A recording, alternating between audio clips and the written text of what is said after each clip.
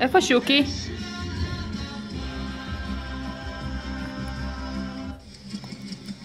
איפה שוקי? אלי, את לא מדברת? איפה שוקי? איפה שוקי? בטלפון, אבל איפה הוא עכשיו? באווירון. באווירון? לאן הוא טס?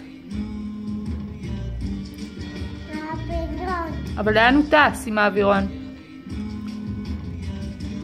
לישראל? מי הוא יפגוש בישראל? טוב. וואו, ואת מי עוד? ומעיין.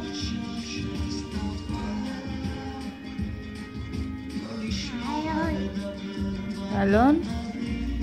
ואת הכלבים שלנו? איך קוראים להם? אסידות. נכון.